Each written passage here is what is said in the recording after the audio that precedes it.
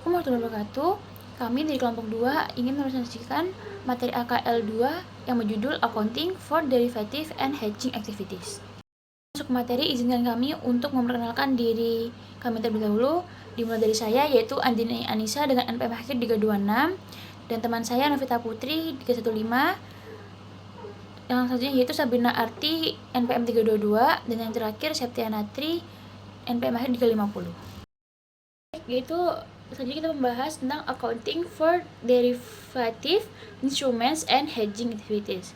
Nah, itu menjelaskan bahwa derivatif yang tidak ditetapkan sebagai lindung nilai harus dicatat menggunakan akuntansi nilai wajar, baik pada saat pengakuan awal maupun pada setiap tanggal neraca berikutnya. Sehingga perubahan nilai wajar derivatif tersebut diakui langsung dalam laba rugi setiap periode, dan perusahaan dapat memiliki derivatif untuk tujuan spekulasi atau investasi atau untuk lindung nilai tetapi memilih tidak memenuhi kriteria akuntansi lindung nilai. Dan jika derivatif belum memenuhi syarat sebagai lindung nilai, maka perlakuannya tetap sebagai aset atau liabilitas mandiri yang selalu diukur pada nilai wajar. Baik, selanjutnya yaitu types of hedge accounting. Nah, yang pertama yaitu cash flow hedge, yaitu menjelaskan bahwa cash flow hedge itu digunakan untuk melindungi perusahaan dari variabilitas arus kas masa depan akibat risiko tertentu seperti harga komoditas, suku bunga, atau nilai tukar.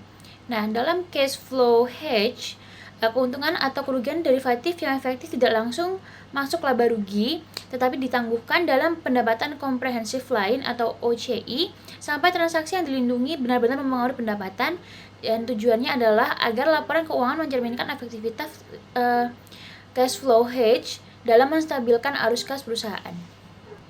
Selanjutnya pada fair value hedge, yaitu nilai yang digunakan untuk mengurangi risiko perubahan nilai wajar, aset atau liabilitas yang sudah ada, atau komitmen pembelian atau penjualan yang pasti. Nah, dalam jenis ini, baik derivatif maupun item yang dilindungi ditandai dengan nilai wajar setiap periode dan keuntungan atau kerugian langsung diakui dalam laba rugi. Nah, pendekatan ini tuh memastikan bahwa perubahan nilai wajar antara item dan instrumen lindung nilai saling mengimbangi pada periode yang sama, yaitu cash flow hedges.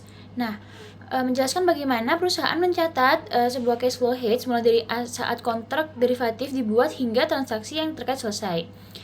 Dalam cash flow hedge, perubahan nilai wajar derivatif yang efektif tidak langsung masuk laba rugi, tetapi dicatat dulu dalam pendapatan komprehensif lain atau OCI. Nah, saldo ini disimpan di OCI sampai transaksi yang diprediksi seperti pembelian, penjualan, atau pembayaran kas di masa depan benar-benar terjadi dan mempengaruhi laba rugi. Nah, pada saat itu, keuntungan atau kerugian yang ditangguhkan dipindahkan dari OCI ke laba rugi, sehingga waktu pengakuannya sejalan dengan arus kas yang sebenarnya. Selanjutnya yaitu additional cash flow hedge example. Nah, yang pertama yaitu option contract as a cash flow hedge. Nah, sebuah perusahaan dapat membeli kontrak opsi bahan bakar untuk melindungi diri dari kenaikan harga bahan bakar pada pembelian di masa depan. Karena opsi dibeli saat ini, sementara bahan bakarnya akan dibeli kemudian, nilai opsi tersebut pada awalnya dicatat sebagai aset. Nah, ketika harga pasar meningkat, nilai intrinsik opsi ikut naik. Perusahaan memperkirakan nilai wajarnya dengan menghitung selisih antara harga opsi dan harga pasar, kemudian mendiskontonya ke nilai sekarang.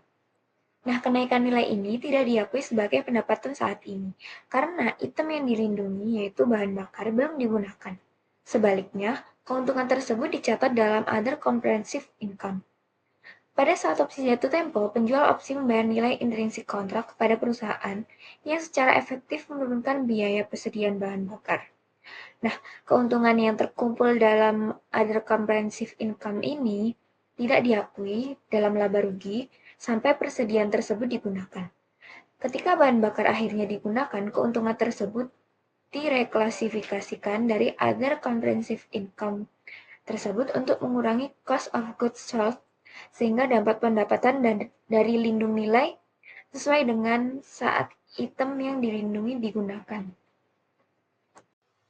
Yang selanjutnya yaitu future contracts cash flow hedge of forecast transaction. Nah, di sini perusahaan juga dapat melakukan lindung nilai atas rencana pembelian melalui kontrak berjangka atau futures contract. Nah, sebagai contoh, sebuah perusahaan utilitas dapat membuat kontrak futures untuk mendapatkan harga yang stabil atas minyak pemanas yang akan dibeli dalam waktu dekat. Nah, margin dibayar di awal dan dicatat sebagai aset. Pada setiap tanggal pelaporan, nilai kontrak futures disesuaikan ke nilai pasar atau market to market menggunakan harga pasar yang dapat diamati dari bursa. Nah, keuntungan atau kerugian yang dihasilkan dicatat dalam OCI karena lindung nilai ini terkait dengan arus kas masa depan, bukan aset yang sudah ada. Ketika kontrak futures diselesaikan dan minyak tersebut dibeli, saldo OCI yang telah terakumulasi dipindahkan ke cash of goods sold sehingga biaya efektif minyak mencerminkan harga futures yang telah dikunci sebelumnya. Nah, proses ini melindungi perusahaan dari volatilitas harga komoditas pasar. Selanjutnya yaitu additional fair value hedge example. Nah, fair value hedge adalah kontrak derivatif yang bertujuan mengurangi risiko perubahan harga atas suatu aset yang sudah dimiliki atau komitmen pembelian yang telah disepakati. Nah, akuntansi fair value hedge digunakan ketika lindung nilai yang sangat efektif diterapkan untuk mengurangi risiko harga dari aset atau liabilitas yang sudah ada, atau dari kontrak penjualan maupun pembelian yang telah disepakati.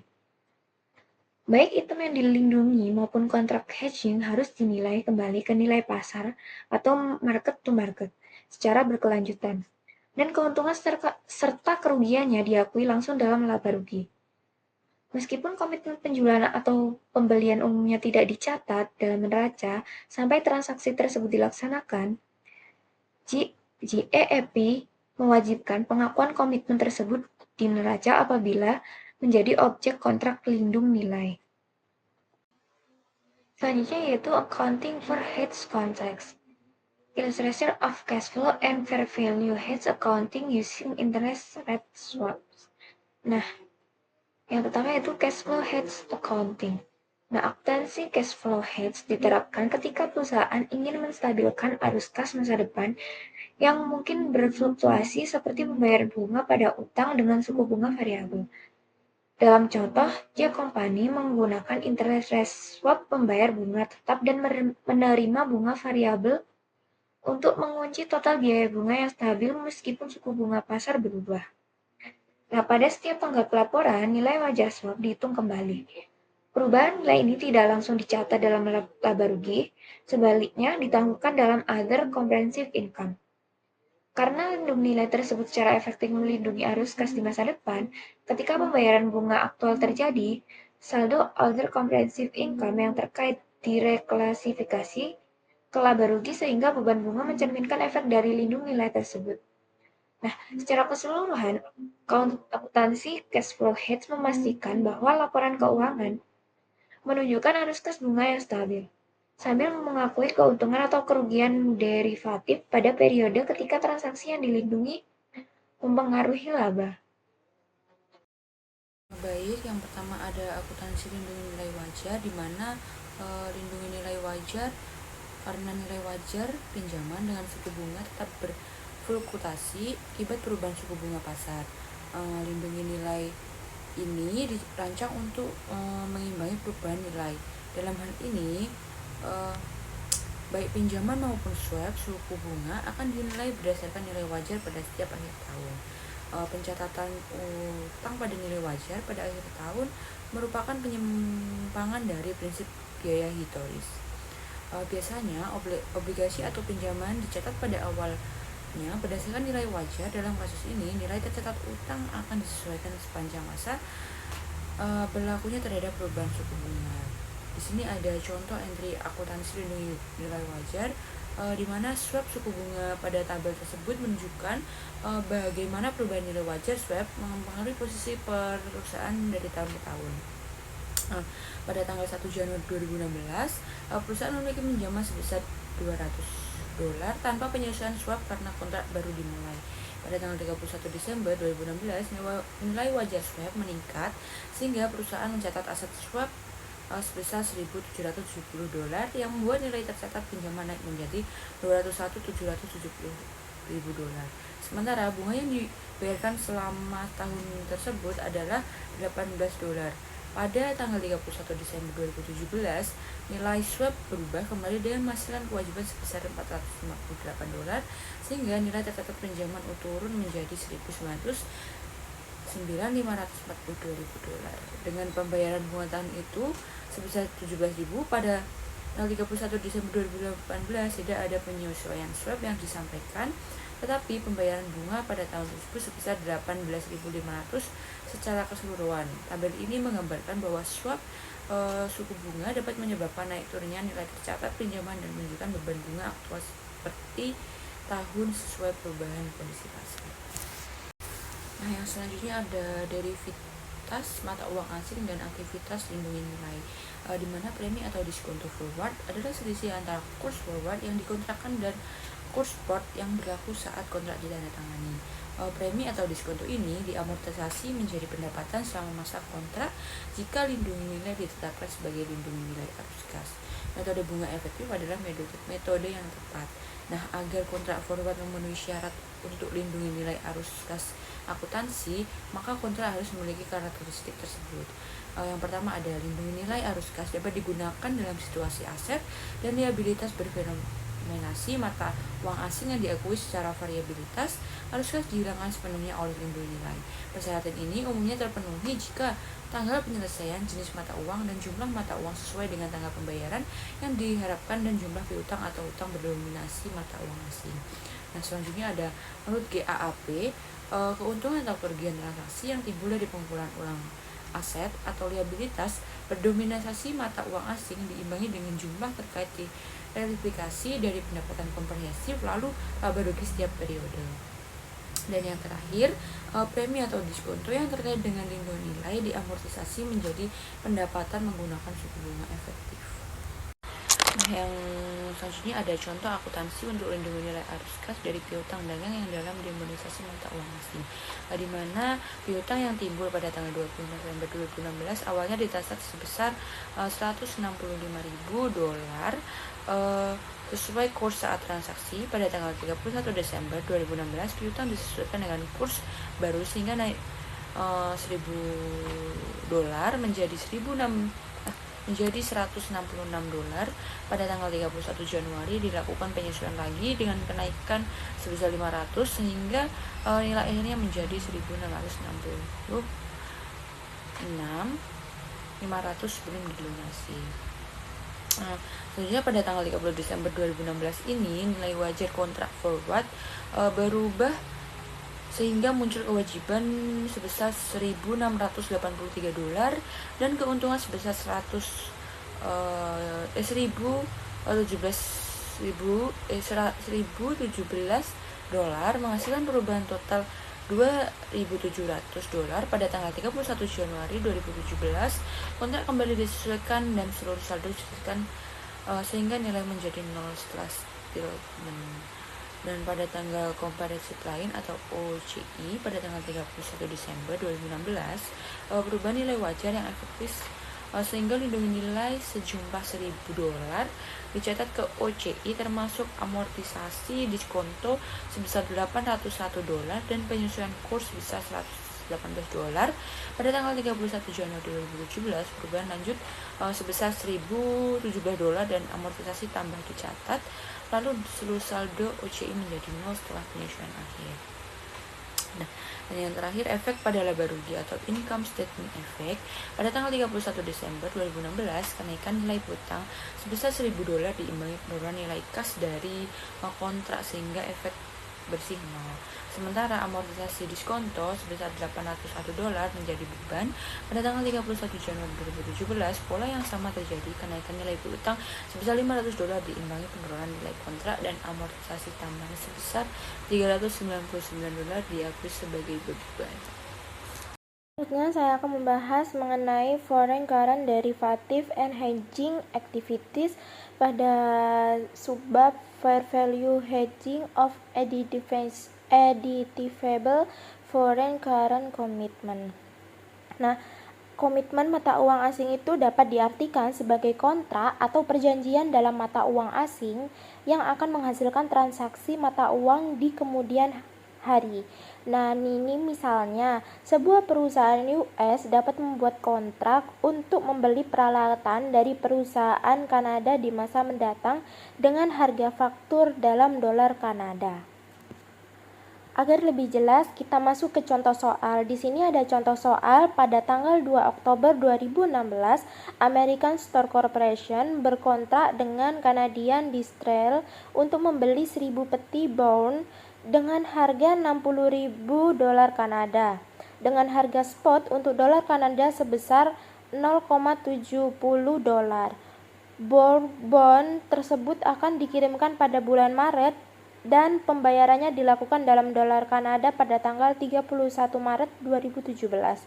Untuk melindungi komitmen di masa depan, di masa ini, American Store itu menandatangani kontrak forward untuk membeli $60.000 Kanada untuk dikirimkan ke American Store dalam 180 hari dengan nilai tukar forwardnya itu $0,725.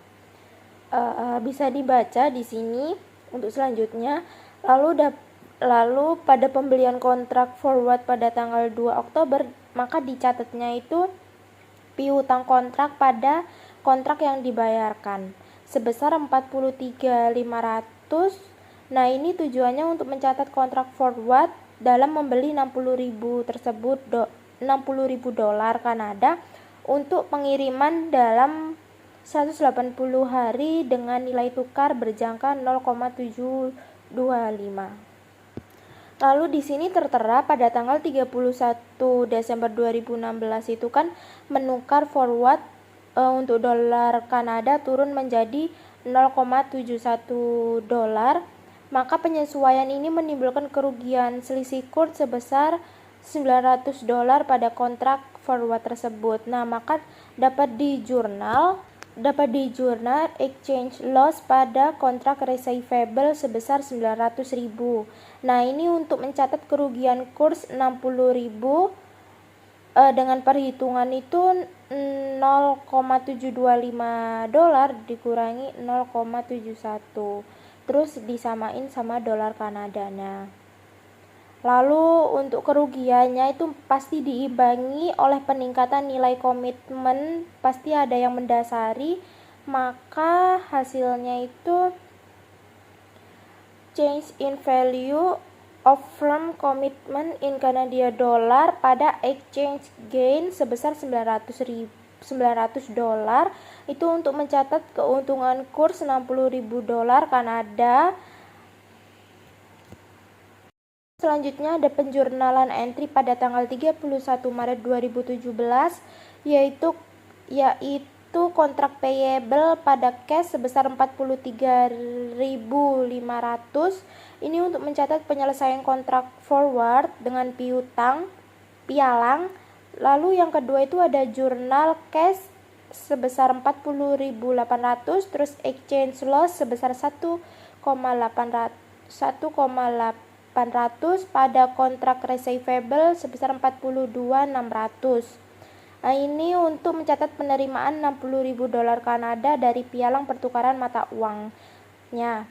Lalu yang ketiga itu ada jurnal change in value of firm commit in Canadian dollars pada exchange gain sebesar 1,800. Ini untuk mencatat perubahan nilai aset.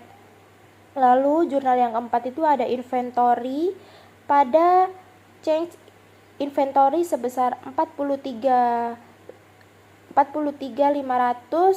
pada change in value of firm commit in Canadian sebesar 2,700. Lalu akun payable-nya 40.800. Ini untuk mencatat penerimaan 1000 kotak bourbon dengan biaya $60.000.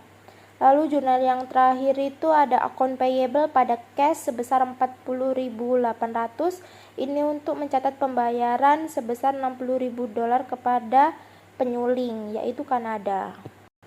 Lalu selanjutnya ada subbab cash flow hedging of an anticipated foreign current commitment. Kita langsung bahas ke soalnya. Di sini ada contoh soal. Win Corporation itu sebuah perusahaan US mengantisipasi kontrak berdasarkan diskusi pada tanggal 2 Desember 2016 untuk membeli alat berat dari Smith. Skotlandia itu senilai 500.000 pound sterling. Peralatan tersebut diperkirakan akan dikirimkan kepada Win dan pembayarannya kepada Smith akan dilakukan pada 2 Maret 2017. Namun belum ada penandatangannya secara langsung. Nah, Win menandatangani kontrak forward dengan C Company untuk membeli 5.000 pound sterling Inggris untuk mengirimkan pada tanggal 2 Maret. Kontrak tersebut akan diselesaikan secara neto. Maka pada tanggal 2 Desember 2016 kurs spotnya itu 1,7 ribu dolar dan kurs forward pada 90 hari itu 1,6800 dolar untuk penyerahan pada tanggal 2 Maret 2017. Dapat diasumsikan suku bunga forward 60 hari pada tanggal 31 Desember 2016 ialah 1,6900 dolar. Lalu di sini kan udah tertera kayak tanggalnya 31 Desember, terus maju tarif kontraknya itu 1,68 dolar. Terus nilai pada saatnya ini itu 1,69 dolar. Di sini ada perbedaan 0,01 dolar. Nah, untuk jurnalnya ini forward kontrak pada order comprehensive income sebesar 4.901. Nah, diskonto forward awalnya ini ialah 1,70 dolar dikurangi 1,68 dolar, maka ketemu 0,02 lalu dikalikan 500 pada tabel ini, maka menghasilkan 10.000 dolar. Lalu jika disajikan kursnya itu 0,3937%, maka tabel amortisasinya itu 31 Desember, amortisasi diskontonya itu 3.345 dengan keseimbangan 850.000 dolar. Pada tanggal 31 Januari, amortasi diskontonya itu 3.333 dengan keseimbangan 846.654. Nah, pada tanggal 2 Maret ini dia amortasi diskontonya itu 3.321 dengan keseimbangan 843.321. Maka totalnya itu kan 10.000 dengan keseimbangan totalnya itu juga 840.000. Nah, jurnal yang dicatat ini order comprehensive income pada exchange gain sebesar 3.346. Jika diasumsikan bahwa kurs spot pada tanggal 2 Maret ialah 1,72 dolar, maka nilai kontrak forwardnya pada tanggal saat ini tuh sebesar 20.000 dolar. Nah, sehingga harus meningkatkan nilai kontrak forward ke nilai wajarnya dengan menambah saldo sebesar 5.099 dolar. Nah, otomatis Win akan menerima 20.000 dari C karena kurs spot lebih tinggi daripada kurs kontrak forward. Maka di sini ada jurnal yaitu forward kontrak pada order comprehensive income sebesar 5.099. Lalu equipment pada cash sebesar 860.000. Ini 860.000 itu di perhitungannya itu 1,72 yang di soal ini dikali 500. Lalu jurnal yang ketiga itu cash pada forward kontrak sebesar 20.000. Disimpulkan penyajian ringkasan saldonya pada forward kontrak atau kontrak berjangka itu pada Desember tanggal 2 2016 itu tidak ada pengentrian. Lalu 31 Desember 2016 itu ditambah di debit sebesar 4.900, maka balance di tanggal 31 Desember sebesar 4.901 itu masuk ke debit. Lalu ditambah pada tanggal 2 Maret 2017 fair value adjustment ditambah 15.099, maka total balance sebelum settlement tanggal 2 Maret 2017 itu 20.000, itu masuk debit, otomatis masuk aset juga. Lalu untuk other comprehensive income atau comprehensive lainnya itu pada tanggal 31 Desember 2016 adjustment of forward contract to fair value-nya itu kan 4.901, itu masuk ke kredit. Lalu 31 Desember 2016 untuk amortisasi of discount-nya itu 3.346, ini masuk ke debit. Untuk hasilnya itu balance on Desember tanggal 31 itu sebesar 1.555, itu masuk ke kredit. Karena ini jumlah kreditnya ini lebih besar daripada jumlah debitnya. Lalu tanggal 2 Maret 2017 untuk adjustment of forward contract to fair value itu kan ada 15.099, itu masuk ke kredit. Lalu 2 Maret 2017 untuk amortisasi of discount itu 6.654, itu ke debit, maka totalnya juga kredit karena lebih banyak kreditnya, yaitu 10.000. Selanjutnya saya akan membahas mengenai spekulasi. Apa itu spekulasi? Spekulasi itu sebuah keuntungan atau kerugian nilai tukar atas instrumen derivatif yang berspekulasi dalam pergerakan harga mata uang asing dimasukkan dalam pendapatan pada periode terjadinya perubahan nilai tukar forward. Nah, di sini itu kan ada contoh soal, langsung ke contoh soal. Kita pada tanggal 2 November 2016 US International ini menandatangani kontrak forward 90 hari untuk membeli 10.000 euro dengan kuotasi saat ini itu 0,5400. Nilai tukar spot untuk euro pada tanggal 2 November ialah 0,5440. Maka dapat dikatakan di 30 hari ke depan ini hasilnya segini, lalu tukar spotnya seperti yang di tabel ini. Lalu kita dapat mengentry jurnalnya pada tanggal 2 November 2016 ini ada kontrak receivable pada kontrak payable sebesar 5.400, ini untuk merekam kontrak senilai 10.000 euro. Lalu pada tanggal 31 Desember 2016 ini ada kontrak receivable pada exchange gain sebesar 50.